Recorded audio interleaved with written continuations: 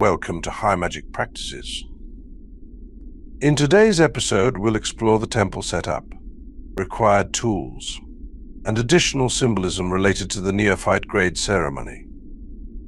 The initiation ceremony combines the physical construction of temple symbolism with astral work through the visualization of officer forms of the Dais and the hall. On the astral level, it's important to familiarize yourself with the officer forms and the Godforms of the visible stations, as discussed in the previous episode. During the Neophyte Grade ceremony, you'll be visualizing these officer forms within the temple on the astral level. Once the ceremony is complete, the officer forms will return to the dominion of their respective Godforms. On the physical level, you'll need to construct the temple symbolism, which includes the altar, wands, lamens, banners, and more. Let's briefly introduce the tools and physical temple setup. Keep in mind that you might need to add inscriptions, like sigils, to the tools and consecrate your implements before using them in future rituals.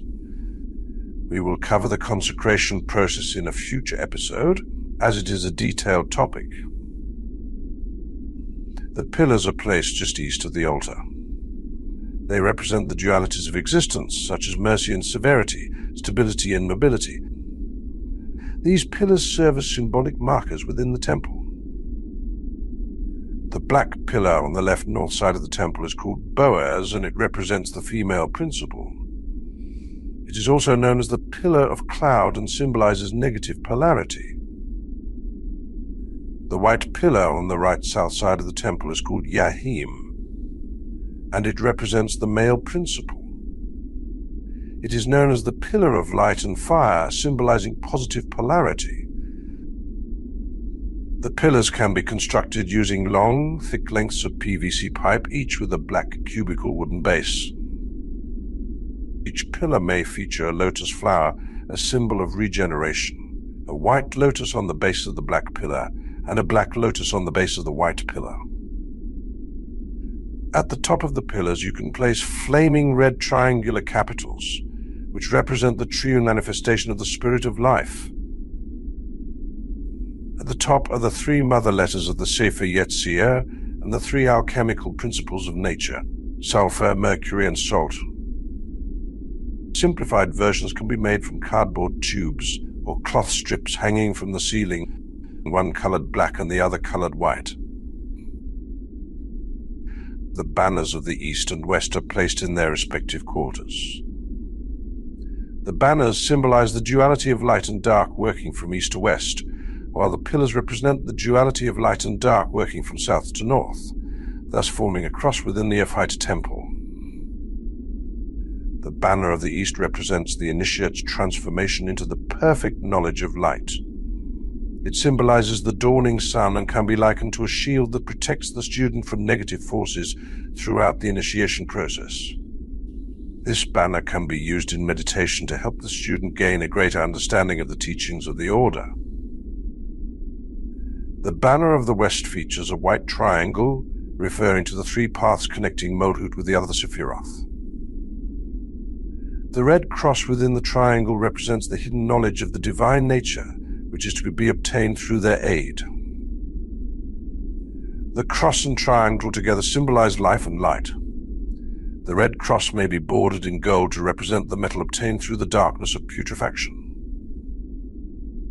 The banner of the west, set on a black field, represents darkness or the ignorance of the outer world.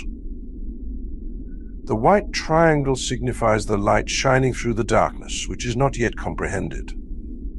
The banner of the west is a symbol of twilight, the balance of light and darkness. The banner of the east is set on a white field, symbolizing light and purity. In the center is a golden cross and a white tower of life. Surrounding the Greek letter tau is a hexagram formed by a red triangle, representing the fire of spirit, and a blue triangle, representing the water of creation. Both banners can have red tassels hanging from each of the 5 corners.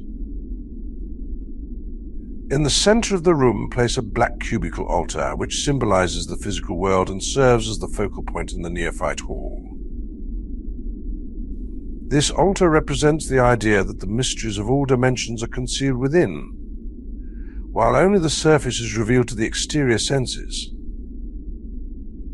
It is derived from a passage in the Emerald Tablet of Hermes, which states whatever is below is like that which is above, and whatever is above is like that which is below. On the altar, place the 4 elements of the mystic repast: a rose in the east, a cup of wine in the west, bread and salt in the north, and a lamp or red candle in the south.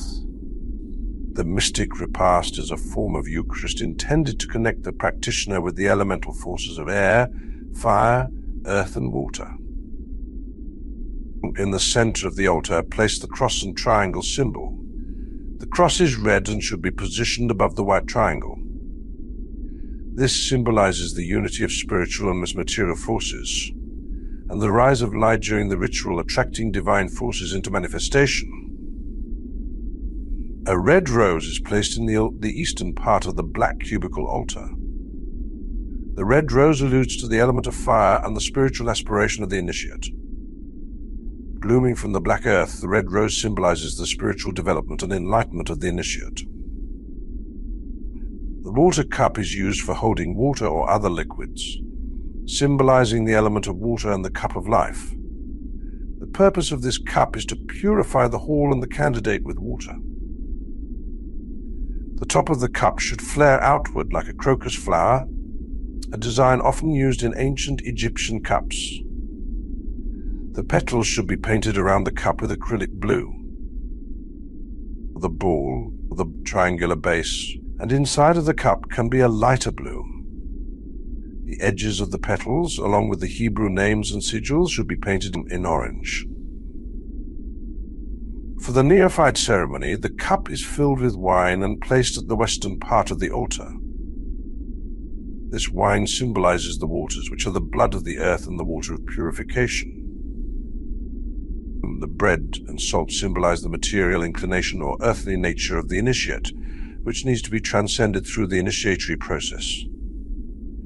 They are placed on the northern side of the altar. The red lamp or censer is used for burning incense during rituals, symbolizing purification and spiritual elevation. The censer is placed in the south of the temple. Its purpose is to carry the sacred flame, consecrating, vitalizing, and devoting the sacred space to the workings of the divine spirit. It is recommended to use a metal brazier to hold hot coals, suspended from a chain like those used in some churches, as this allows the daduhus to swing it while consecrating the hall. Alternatively, a simple stick of incense can be used. 4 candles are placed around the room, yellow in the east, red in the south, blue in the west, and black in the north. A white candle is placed in the easternmost part of the temple, symbolizing purity and illumination. This white candle is placed next to the yellow candle. The red candle is placed next to the censer in the south of the temple. The black candle is placed next to the bread and salt in the north of the temple. The blue candle is placed next to the cup of water in the west of the temple. You can place the candles in glass candle holders to enhance the atmosphere of the temple.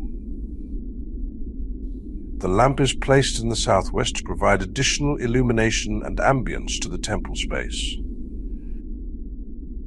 The lamp represents the light of occult science and acts as a sign of the illuminating divine presence. This is the lamp of hidden knowledge that guides the candidate during the ritual. You can use a red lamp or a red candle for this purpose. Ideally, the temple should be dark, with the candles and lamp as the only sources of light within the hall, besides the light of the dawning sun.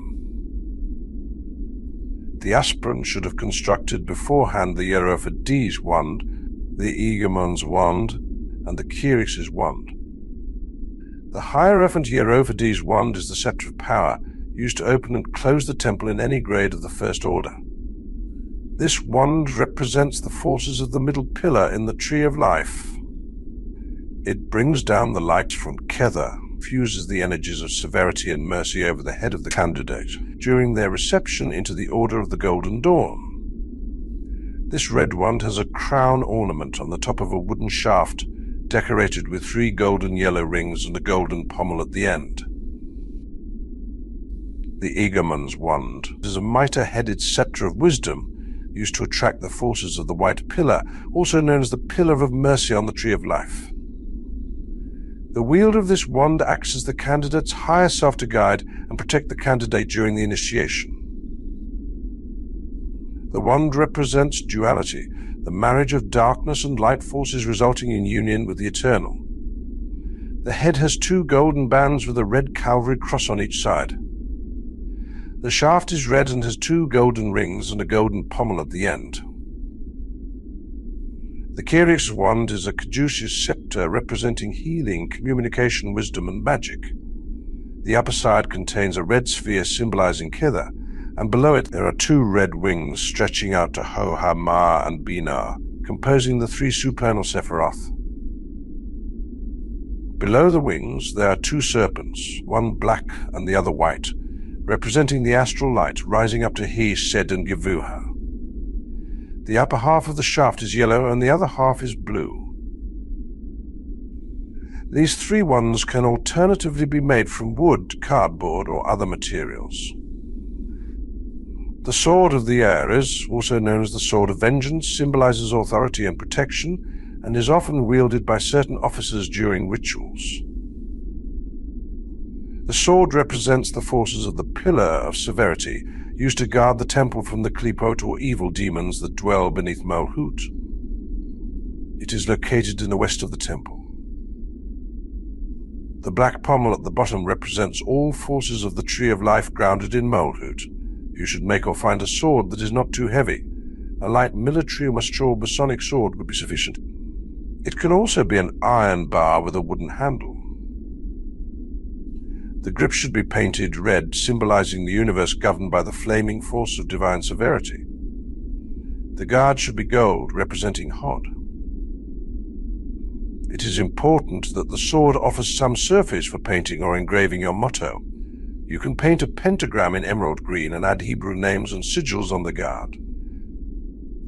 A finished neophyte sash is placed in the east of the temple, symbolizing the aspirant's initiation into the Neophyte Grade.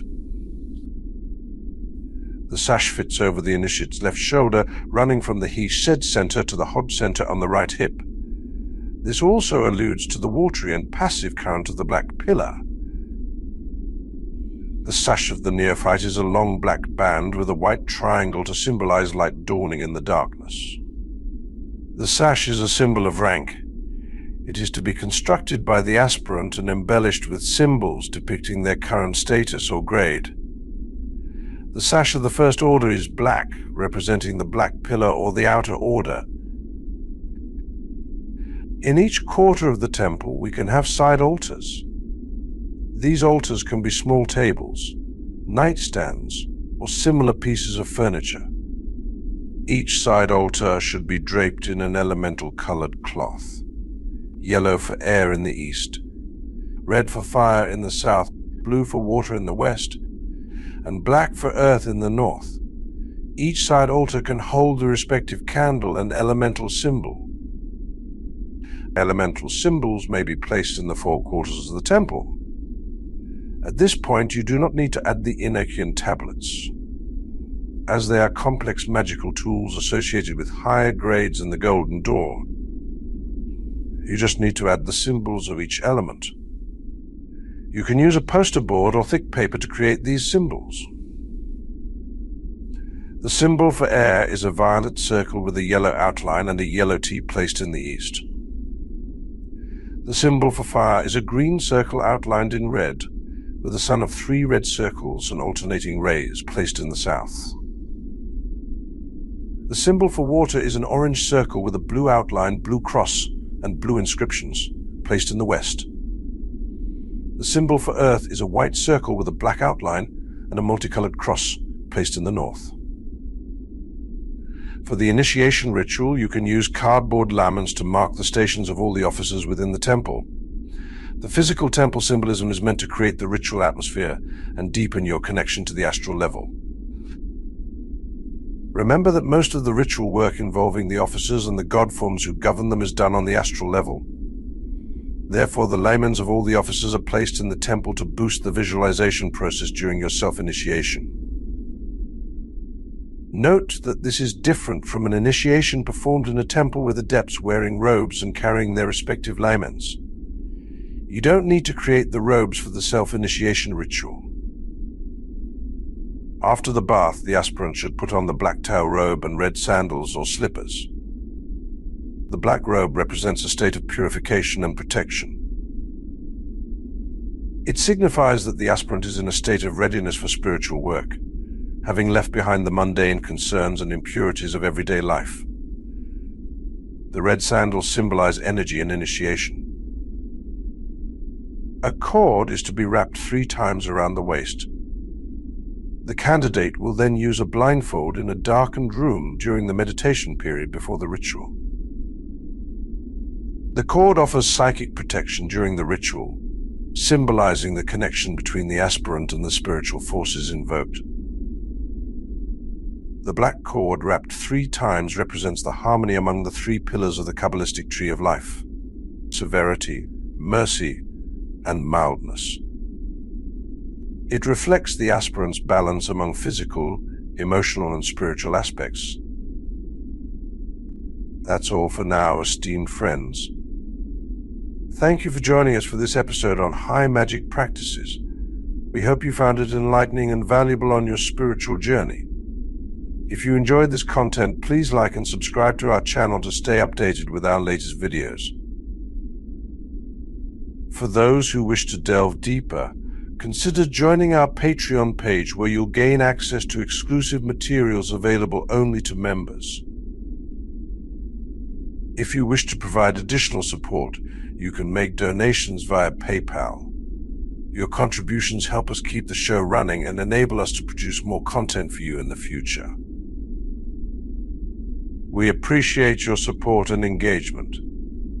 In our next episode, we'll explore how to consecrate the implements and tools used in the Neophyte Grade ceremony. Until then, continue your practice and stay connected to the magical current. Thank you, and see you next time.